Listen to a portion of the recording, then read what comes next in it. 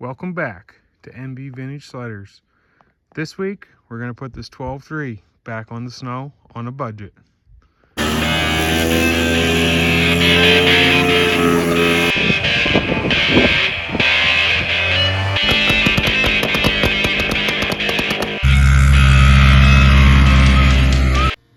Well, I have it in the shop. This is a 1970 12.3. It's needs quite a bit of love. I got a used track here. It's in pretty good shape. I'm going to put that in it. I got all new drive wheels for it. We'll do bearings and seals, go through the bogies. We might even sand her down a little bit and give her some paint. I don't know if I'm going to keep this hood on or not. This broke pretty bad on this side, but it's very fixable. I got a seat here with a trapper's box on it. I'll probably take the trapper's box off it. And it doesn't have the original motor. It actually has an Elan 250 in it. So I'm probably going to keep that on there too. And yeah, I'll bring you along, show you what I'm going to do. And goal is I got to do some pressure washing because she's pretty dirty. And I got to try and get the fuel tank cleaned out. It doesn't look too bad actually. The motor turns over, that's about as much about it as I know. I know it did run probably 4 or 5 years ago was the last time this sled was going, and the track flew out of it. So that's why the guy quit driving it. And we're just going to turn it into a really good rider. We'll probably paint it up a little bit, but it's not going to be anything crazy. It's just going to be a good driver. So we've completely stripped it. And this is where we're going to start. I mean, I still got to do some scrubbing, pressure washing, and a lot of sanding. And we got one small rust repair to make right there. But other than that, it's pretty solid. So I have this piece cut out. See? That was the only rock that's in this chassis, so it's actually really good shape. And I've cut the piece out. It's on this piece of sand gauge metal. There's the piece. See the rock. So how are you going to trace around that? I can trace around it with a marker or a pen. Just lay it down. Hit it with some spray paint. There's the perfect pattern. All I gotta do is cut that out and we'll weld it in. And I'll bring you back and I'll show you what we're gonna do to start preparing this for some paint. Because this isn't a restoration. This is a budget build to get you back on the snow. Alright, so I welded in my panel back here. Welded the grab bar back on. Not sure why they cut it off. Someone did, but luckily it come with the sled. I had a few pinholes here in the running board. And a trick for that, if you don't want to cut out a big section of it, is to take a piece of copper, a piece of round copper pipe, flatten it out, clamp it in. You can weld your little spot holes right in.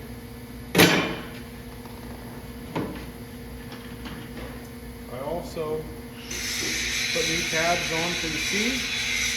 All the welding that needed done on this is now complete. We're going to degrease it and pressure wash it and start sanding. So I've sanded down the bottom of the chassis with 40 grit, believe it or not. Get rid of all the old coats of paint, a little bit of scaly rust. I've started sandblasting some of the parts for it, and we got some paint on the bottom. I still got to spray the inside of the tunnel. I'm not going to get too carried away because it's got good paint on it now, and we're going to be driving her, so in there it really isn't going to matter. Well, I have the chassis sanded down with 40 grit, and I've 80 grit some stuff, and it's not perfect, but the paint's gonna stick. I made a new seat foam for it.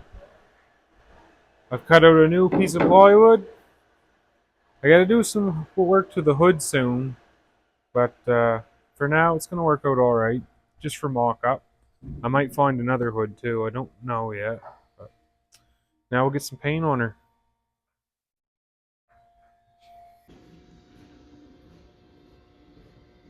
Chassis is all painted.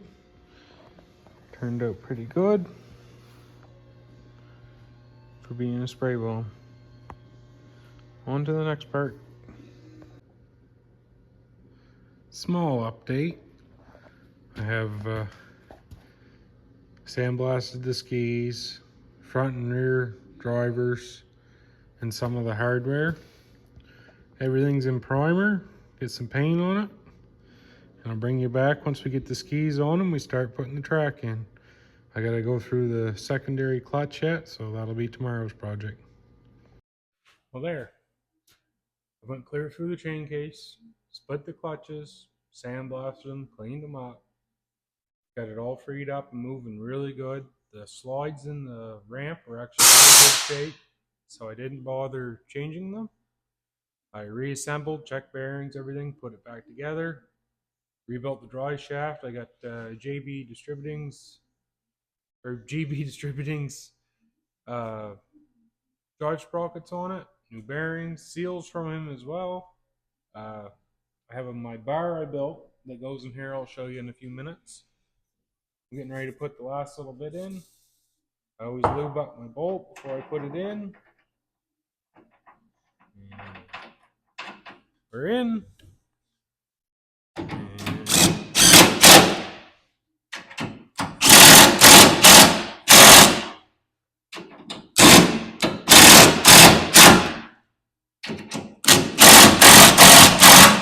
And just like that, this track is in. I'll remove my bar here and I'll show you what I'm talking about. It works great for, especially if you have a shrunken track. And if you take one of these apart, and it's been apart for any amount of time, I can guarantee you that your track is shrunk. This is what I got. It's actually just old exhaust pipe, piece of threaded rod. It's adjustable. Goes together like this. And then you just turn this to fold in and out. And there you have it. The track is all in. Well, I think our next part is to get the seat covered on it. And I bought some vinyl material that looks like it's perforated, but it's actually not. It's no holes in it. And I cut it out, measured up to match your foam, and I'll put some scrim on the back of it, and we're going to sew 2-inch pleats in it to make it pretty close to the original. So here's our foam. I've put a few little patches in it here. Here's our measuring tape. So we want about a little bit of squish, not a lot. We want about 1 inch underneath, and then we measure down. So about 25 inches is our total. And we'll be sewing the ends in.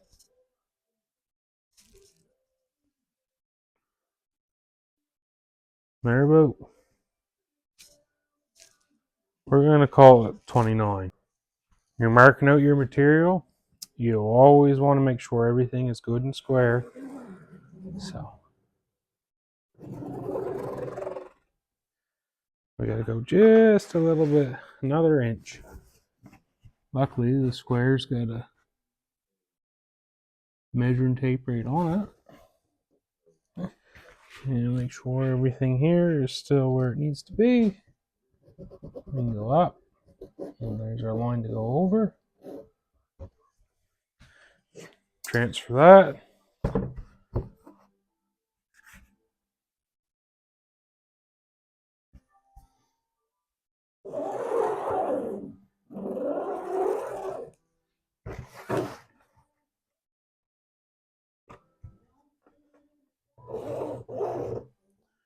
Now we just got to cut it out. So our material's all cut. Our main vinyl, This is our little foam layer that gives it the pleated look. So that's in here now. It's back to the edge here. Gives us enough room to sew the ends on and enough for your wrap around. So this is what's going to give it kind of the bubble look for your pleats when you sew it in. So I got my first starter line in. And as you can see, it kind of gives it the bubble. That's the scrim, which I have glued on the back of my fabric. So there's many ways to do these. This is the way I do it, and I find it the easiest. And that is to use a straight edge and line it up with your stitch you just did. Put that down and we'll get her started.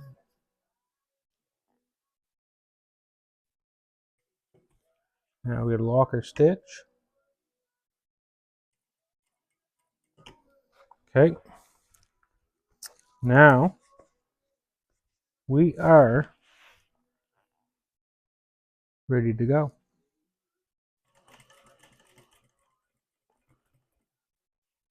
Got off a little bit there.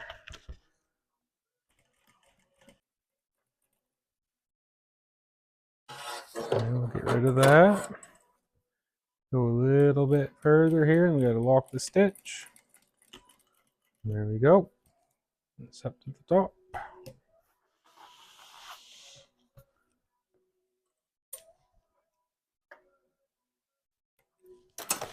There we go. There's the first two in. Trim her up and keep going.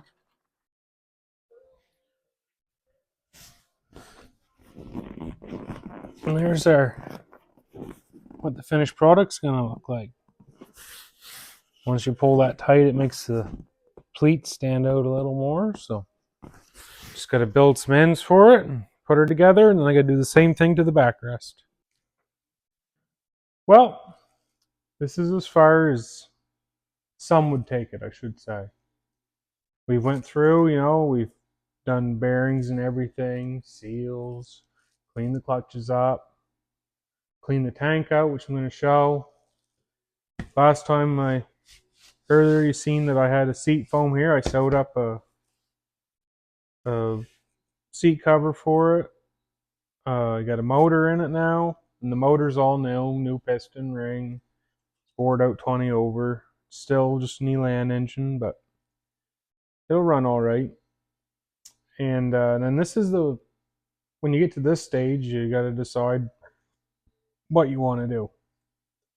Do you want to keep going with it? Or do you want to leave the hood the way it is? You want to put a new windshield on it? Or what? And I'll show you what I've done to get to this stage now. And everything else. So as you can see, I made my own seat and it turned out pretty good. I mean, it's not a professional seat by no means, but it looks good. It'll show good.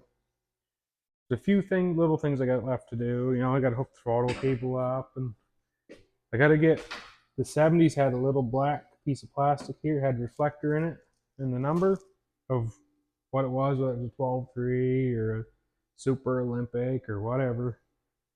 I only have one of them, so I'm going to 3D print two of them and put them on it. And but I think I'm going to take it to the next step. I know we're trying to stay within the budget of things here. So right now, this would be an excellent rider. Starts, runs, drives great, and but I think we're going to go to the next step. I think we're going to fix the hood up. I was looking for another hood in a little better shape. Wasn't able to find one right off, so I've looked at a few, and they're all about the same shape as this one. So, I mean, I might as well fix this one. So in saying that, right now it has a used windshield on it. So I got a new one. There's a brand new windshield. And after I do all the body work, There's a brand new set of decals. But I think when I paint this one, I'm gonna do the same as what it is. I mean, I'm gonna paint the cab with a spray foam because I mean we're still trying to keep it in a budget here and show everyone else that this is what you can do. So we're gonna keep going and see how we make out. Another thing I'm gonna do is this machine didn't have a chrome bumper on it. I have one of these bumpers that the chrome was bad on. I've actually ground it all up. Now it's going to go on there. And I think I'm just going to paint it black. It'll look really good. I mean, there's the only thing that's chrome really is the grab bar and handlebars, and I think the black will go all right on it. So we're going to take it to the next step. So now that I showed you what it is, what we've done to get it, what you can see here, I'll take the cowl off and I'll show you what my next part I did. So the fuel tank wasn't in very good shape in this, and it was actually leaking just a little bit. So it was leaking up high, I should say. There was a mouse nest in this front corner, and it was leaking a little there, but nothing major. So what I did, so I already had the track in it. I didn't know it leaked. I've cut a hole right here, put my hand down in there, cleaned the tank all out, and we tank sealed it. So then I built a cork gasket and a plate, and that'll be screwed down. Hopefully that'll work all right. It's dirty in here. She's got a lot of dust and dirt from me beating and pounding, but so like I say, the motor's all new, and clutches have been gone through. They seem to be excellent. My rubber pads, of course, they were all chewed up, gone, had holes in them. So I just got some rubber diamond plate mat, cut it out off of the old ones that I had, get the same pattern and shape, and contact cemented them down, and they seem like they're going to function pretty good. So all I got left to do, like I say, is I got some trim pieces here. Got to hook my throttle cable up yet. I got to wire it, which is simple. It's just a key switch and a light, so that won't be a big deal. And run my fuel lines once I get the fuel tank buttoned up. And a bumper. So, I mean, we're pretty well done. And, I mean, you can't get too much more basic, I guess. And we're trying to save money here. You know, we're not going out full restoration or nothing. So this was just to show you guys that you can do a pretty good job, and it'll look good with a spray foam. I mean, I did sandblast some parts. I mean, I sandblasted my skis, my springs, clutches, and I mean that's just because I have it apart and I have the resources here to do it. But yeah, hopefully we get it going and get her on the snow for next year, because her snow is currently, she's gone. We got none left, and I don't think I'll do a video of me fixing the hood, because I mean it's just a matter of growing fiberglass out, sanding and sand till your fingers hurt. And we'll do that up, and I'm going to paint it the same. I mean, it's going to look the same, and it should drive all right.